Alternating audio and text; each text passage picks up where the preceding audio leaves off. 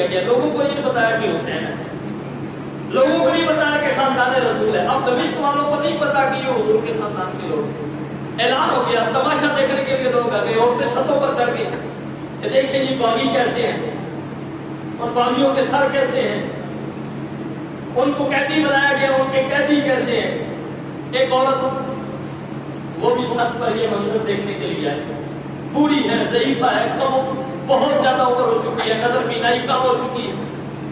اس عورت نے جب دیکھا کہ یہ لوگ کہتے ہیں باغی ہیں لیکن باغی لگتے نہیں ہیں, ان کے چہرے بتاتے ہیں کہ یہ ایسے نہیں ہے. برحال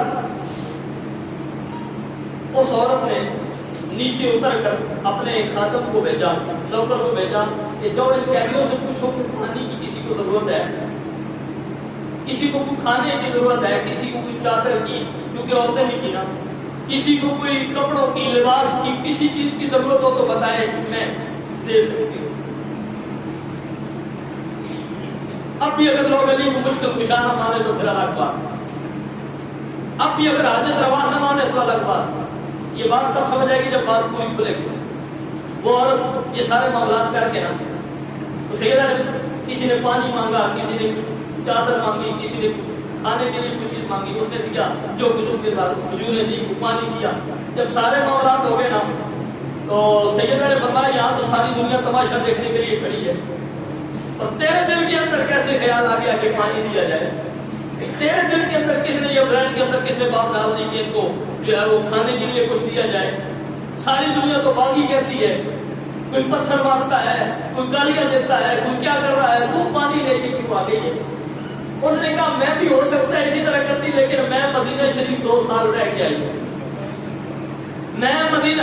تو جب مدینہ کا نام آیا نا تو سیدہ زاروں قطار رونا شروع ہو گئی, کہنے لگی مدینہ کس علاقے, جب بندہ پوچھے جی میں فلاں علاقے کا ہوں تو پھر پوچھے جناب فلاں علاقے کے ہو تو کون سے محلے میں رہتے ہو, کون سا گاؤں ہے آپ کا, کون سا ایریا ہے, کون سی گلی لگتی ہے؟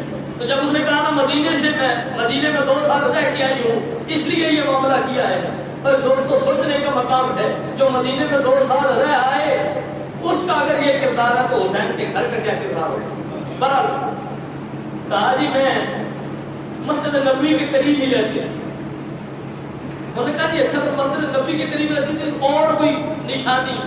کہنے لگی نبی کی ایک بیٹی ہے فاطمہ, میں اس کی نوکرانی تھی, میں نے 2 سال اس کے گھر کے اندر گزارے ہیں, اور یہ میری مائی نے مجھے بتایا تھا, یہ فاطمہ نے مجھے بتایا تھا. جب میں وہاں سے رخصت ہونے لگی 2 سال کے بعد تو سیدہ نے بتایا تھا کہ یہاں سے جا رہی ہوں. میں نے کہا مجھے کچھ وصیت کرو. تو سیدہ نے فرمایا اگر کہیں کوئی قیدی مل جائے نا, ان قیدیوں کے ساتھ معاملات اچھے کرو. میں تو اپنی مالکن کی اس بات کو مان رہی ہوں, ان کی بات پر عمل کر رہی ہوں. سیدہ نے فرمایا تیری مالکن نے اور کیا کہا؟ تو انہوں نے کہا بس یہی پہلی اور آخری وصیت ان کی یہی تھی کہ کوئی قیدی مل جائے تو ان کے ساتھ اچھا سلوک کرنا, کیونکہ قیدی بڑے مظلوم ہوتے ہیں, قیدیوں کے ساتھ اچھے معاملات کرنا. تو سیدہ نے فرمایا اچھا چلو وہ تو ہو گیا, آپ روتی بھی ہیں لیکن بتاتی کچھ نہیں ہے.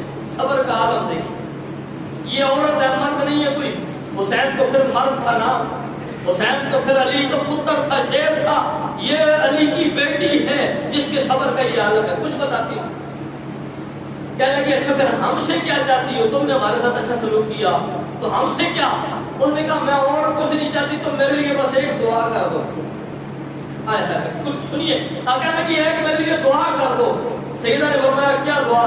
وہ کہنے لگی میں نے سنا تھا اپنی مائی صاحبہ سے کہ جو قیدیوں سے دعا کرواتا ہے اس کی دعا بڑی جلدی قبول ہوتی ہے.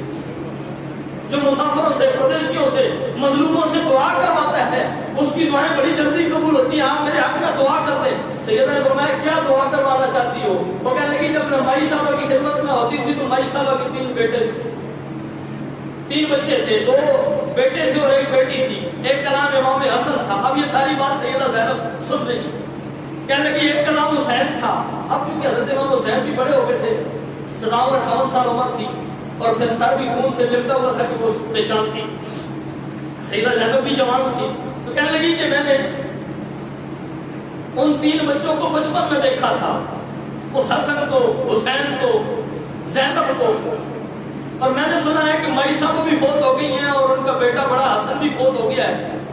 تو تو ایک دعا کر اس بچی میرے لیے کہ ان کے جو 2 بچے ہیں نا حسین اور زینب، اللہ تعالیٰ مجھے کبھی زندگی میں ان کا دیدار نصیب فرمائے، اللہ مجھے کبھی ان کی زیارت کروا دے۔ ایک وہ کتے کہ جو کربلا سے لے کر یہاں تک گھسیٹتے ہوئے لے کر آ رہے ہیں، اور ایک یہ ہے کہ جو ان کے دیدار کی دعائیں مانگ رہی ہے، کہنے لگی آپ میرے لیے دعا کر دیں کہ ان کا رب دیدار کر دے۔ مائی صاحب کی آنکھوں میں آنسو کا کہا مائی تیری دعا قبول ہو گئی ہے، علی کی بیٹی کے ہاتھ اٹھنے سے پہلے تیری دعا قبول ہو گئی۔ کہنے لگی کس طرح؟ کہا وہ دیکھ جو نیزے پہ سر لٹکا ہوا نا، جس سے قرآن کی تلاوت کی آواز آ رہی ہے، جس حسین کو تو فاطمہ کی گود میں کھیلتا ہوا چھوڑ کر آئی تھی، آج اس کی امت نے ان کو نیزے کی نوک پر قرآن سنانے پر مجبور کر دیا۔ اور وہاں حسین وہ ہے، اور جس زینب کی تو بات کر رہی ہے نا، جو زینب کو تو دیکھنا چاہتی ہے، وہ زینب تیرے سامنے موجود ہے۔